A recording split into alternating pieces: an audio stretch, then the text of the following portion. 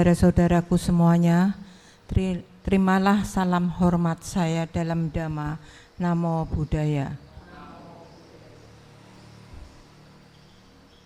Pertama-tama saya selalu mengucapkan terima kasih atas kesempatan yang diberikan kepada saya untuk saya berbuat baik pada pagi hari ini, yaitu mengisi cerita Dhamma. Dan saya pun selalu minta maaf karena saya selalu duduk di atas daripada saudara-saudara semuanya. Bukan karena saya ingin supaya kelihatan, tapi karena kaki saya. Ya. Saudara-saudara, pada kesempatan pagi hari ini saya akan melanjutkan cerita Dhamma yang telah saya ceritakan pada waktu-waktu yang lalu, yaitu mengenai dewa. Sekarang saya sudah sedikit mengerti mengenai dewa-dewa, karena kemarin dikala kesibukannya Saudara Mingsan, saya masih sempat menanyakan karena saya merasa utang kepada saudara-saudara untuk melanjutkan ceritanya. Ya. Cerita ini bukan semata-mata saya cerita sekarpe dewek atau sembarangan. Ya. Enggak. Karena ada salah satu dari umat kita yang menanyakan, apakah umat Buddha boleh sembayang sama kongco-kongco di kelenteng? Nah, karena ada pertanyaan itu, maka saya ingin menjawab, tapi menjawabnya untuk umum saja. Kalau satu persatu sangatlah kurang etis, kurang, yang mendengarkan cuma satu. Tapi kalau di sini kan yang mendengarkan itu banyak. Ya, jadi menurut agama Buddha boleh sekali, sangat-sangat boleh kita menghormati kongco-kongco yang ada di kelenteng. Sebab kongco yang ada di kelenteng itu dulu-dulunya adalah pahlawan yang berjasa kepada kita. Sehingga zaman dahulu kalau di Tiongkok itu, kalau ada orang yang berjasa pahlawan kayak gitu, itu dibikinkan rupang, dihormati sampai sekarang. Ya. Jadi kita umat Buddha boleh saja menghormati dan sangat baik sekali menghormati kongco-kongco yang telah berjuang dahulunya untuk umat umat wihara sok, seluruh umat manusia.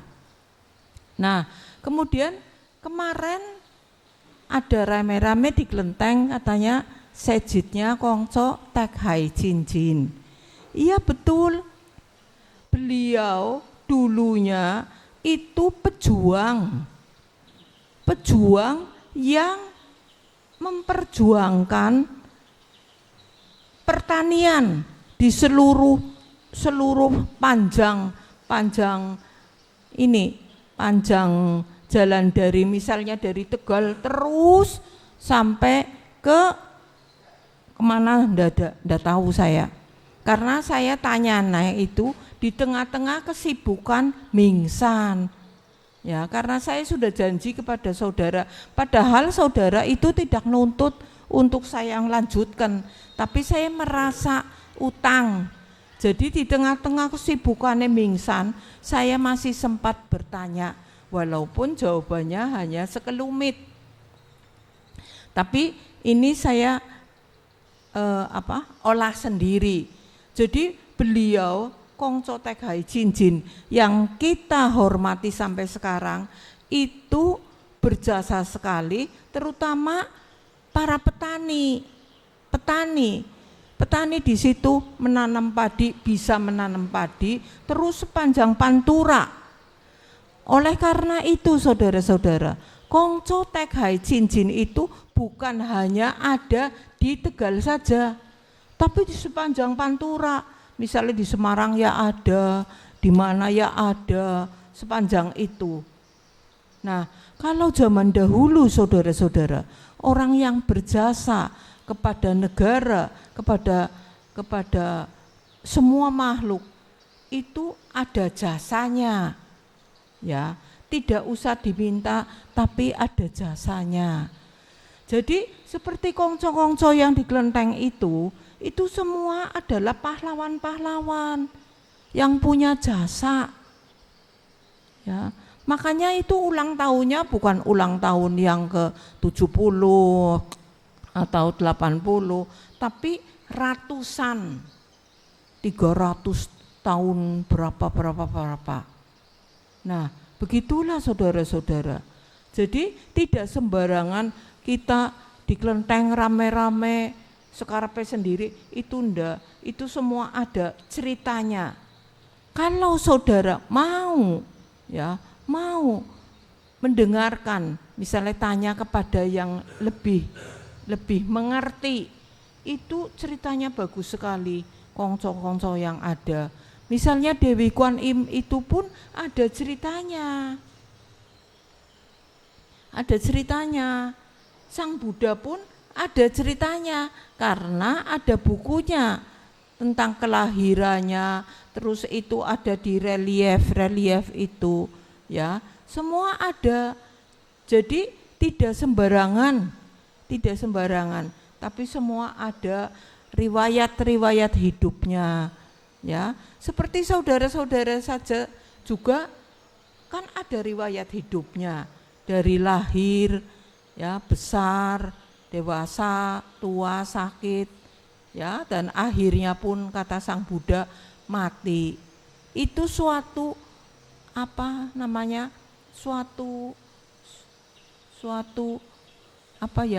yang suatu keharusan. Tidak bisa. Tadi saudara-saudara membaca, ya, Dara Damomi itu kita pasti mengalami usia tua, tapi kita tidak bisa mengatasi, atau saya jangan tua-tua, saya enom saja, biar cantik saja, tidak bisa.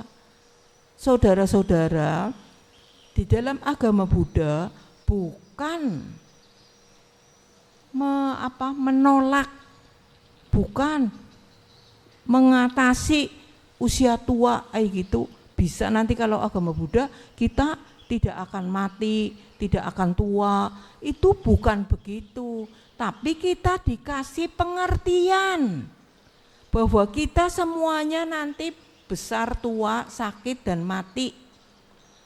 Jadi kita harus menerima kenyataan itu. Sang Buddha bukan, ya ikut agama Buddha, nanti saya tidak bisa mati. Bukan, tapi dikasih pengertian. Umatnya dikasih pengertian supaya kalau mengalami begitu tidak menjadi gentar atau menjadi lah ya piben dani kayak kiye, aku sudah agama Buddha kok bisa mati.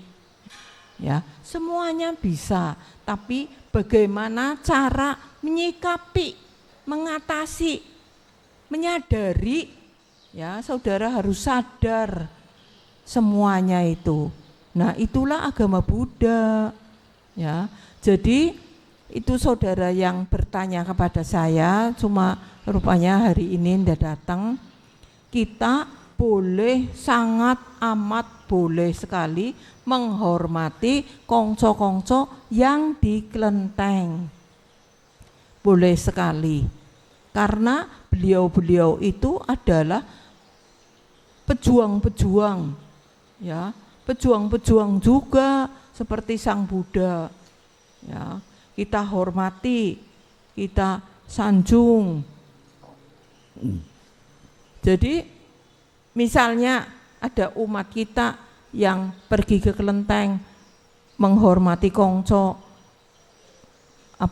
memberi berkah, memberi kembang, memberi itu boleh-boleh saja, itu sangat baik.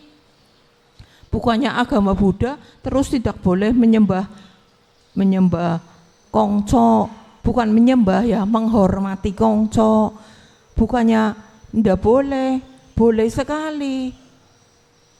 Bukannya kongco saja, misalnya saudara-saudara saja menghormati, misalnya menghormati Romo Incong, itu ya juga boleh, bebas, ya.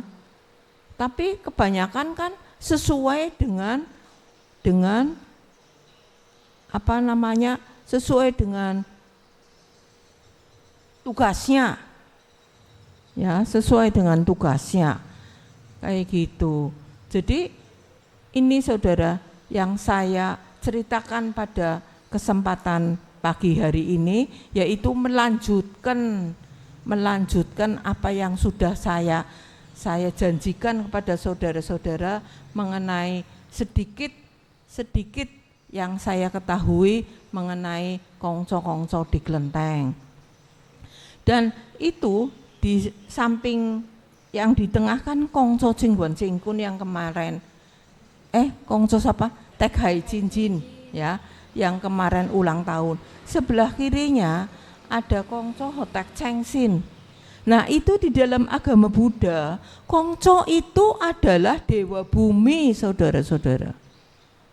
Itu dewa bumi, yang mana di wihara ini pun selalu ada minimal dewa bumi mendengarkan.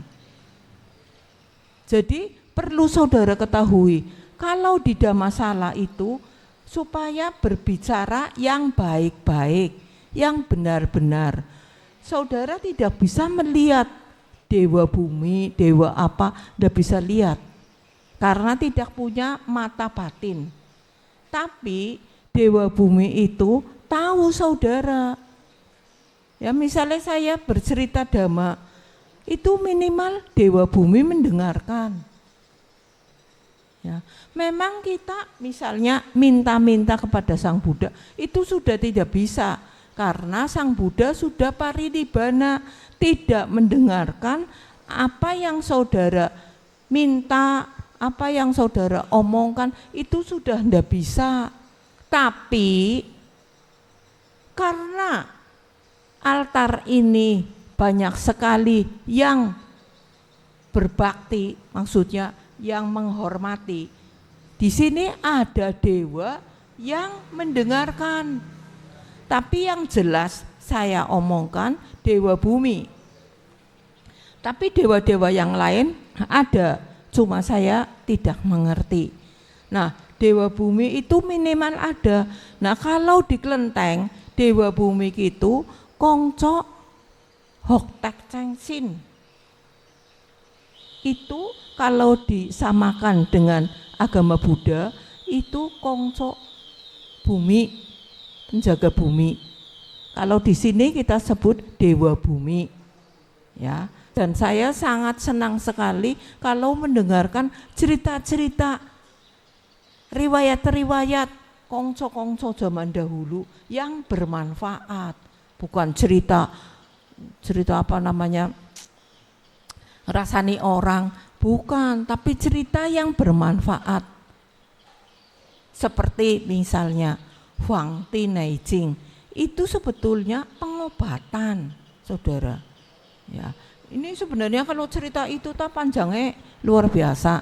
Cuma jangan cuma sekedar tahu saja, supaya saudara pernah mendengar kata-kata Huang Ti Nei Jing. Itu di Cengbengan itu ada Huang Ti, tapi tulisannya Huang Ti. Itu apa artinya? Dinasti masa zaman ini kuning, Huang kuning. Itu jadi saudara kalau masuk di situ jangan masuk saja ngoleti itu almarhumnya. Itu ada yang jaga. Di depan ada kongco kongco penjaga bumi Hotek Chengsin, di tengah ada kongco lagi. Hendaknya saudara misalnya tidak mengerti, ya pai-pai saja, aja jeblus seperti mancing di rumah orang, ndak ada aturannya.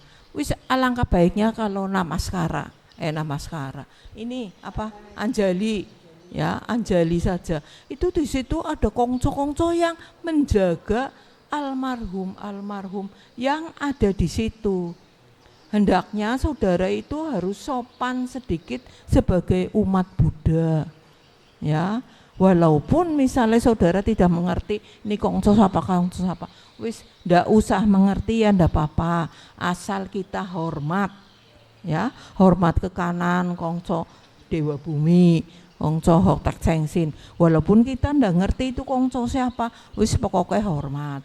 Di tengah ada Huang Ti, ya, kongco itu ya juga ada sejarahnya, tapi saya belum mengerti karena saya belum tanya sama Mingsan lebih lanjut karena kemarin itu sibuk sekali. Nanti kapan-kapan juga saya pasti mengerti semuanya, saya ceritakan kepada saudara-saudara sebagai wakyau, sebagai orang wakyau, apa wakyau? Cina Jawa, ya. Saya kalau ngomongnya Cina Jawa, ya, supaya mengerti sedikit-sedikit di sini, minimal mengerti. Nah, setiap saya mengerti apa yang saya ketahui, apa yang saya ngerti, saya pasti ceritakan kepada saudara semua, supaya jangan saya saja yang ngerti, tapi semuanya harus mengerti. Begitu saudara-saudara. Nanti kalau senggang lagi saya berbincang-bincang sama Mingsan, saya sambung lagi cerita ini terus sampai selesai, ya. Jadi kita pergi ke kelenteng juga ngerti maksudnya, ya. Dan menurut Sang Buddha, kalau kita ke kelenteng, kalau kita ke tempat eyang-eyang, pokoknya orang-orang suci, ndak usah kita minta apa-apa, ndak usah saudara-saudara. Cukup saja mengatakan semoga kongco bahagia. Titik, itu saja. Kongconya itu sudah ngerti semua. Aja wedi. Soalnya apa? Kita punya jimat. Sang Buddha ngomong, ora susah wedi, ora susah wani. Karena kita punya jimat. Jimatnya apa saudara-saudara? Jimatnya 5 sila. Itu dipahami betul-betul, dilakukan baik-baik 5 sila itu. Ndak usah misalnya, oh ada Ibu Pranoto 5 sila, aku tidak boleh membunuh. Bukan kepada saya, tapi saudara-saudara menjalani sila itu dengan baik, itu akan melindungi saudara-saudara semua di mana saudara berada.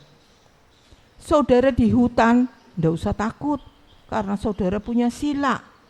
Aja wedi, ora apa-apa. Karena Sang Buddha ini yang ngomong, bukan saya yang ngomong, tapi Sang Buddha. Saya hanya menyampaikan nomor 1 sila. Nah, itulah saudara-saudara yang perlu saudara ketahui, bahwa kita juga punya jimat, ya, kita juga punya jimat. Jimatnya yaitu 5 sila. Kata Sang Buddha, 5 sila itu dijalankan betul-betul, saudara kemana saja pergi tidak usah takut, karena saudara menjalankan 5 sila itu, ya. Jadi agama Buddha pun mempunyai jimat. Aja karena lang Buddha lang apa-apane apa. Ada jimatnya. Jimatnya yaitu 5 sila. Lah kalau pantai-pantai itu silanya sudah banyak, ratusan. Tapi kalau dilanggar ya ada akibatnya. Ya, semua sebab akibat. Apa yang selalu dikerjakan itu ada akibatnya.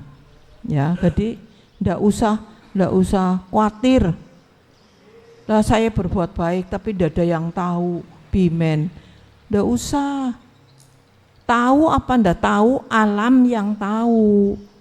Alam yang menilai. Ya. Begitulah saudara-saudara. Jadi mengenai itu kongco-kongco itu yang kemarin ditanyakan sudah saya jawab. Ya, kelanjutannya nanti kalau ada kesempatan lagi saya bisa berbincang dengan saudara Mingsan, juga nanti tak sampaikan kepada saudara-saudara supaya saudara itu mengerti apa yang ada di kelenteng. Nah, begitulah saudara-saudara apa yang bisa saya sampaikan. Semoga bisa bermanfaat, semoga bisa menambah pengetahuan untuk saudara semuanya. Kiranya cukup sekian, dan saya bicara demikian minimal Dewa Bumi itu tahu, Dewa Bumi mendengarkan. Makanya saudara-saudara kalau tidak masalah itu jangan bicara sembarangan, bicara yang baik-baik, sebab semuanya akan kembali ke saya. Bukan saya ngomong itu kembalinya ke Minglan, enggak, semua akan kembali pada diri sendiri. Nah, itulah ya saudara-saudara apa yang bisa saya sampaikan, semoga bermanfaat. Sekian, terima kasih. Namo Buddhaya.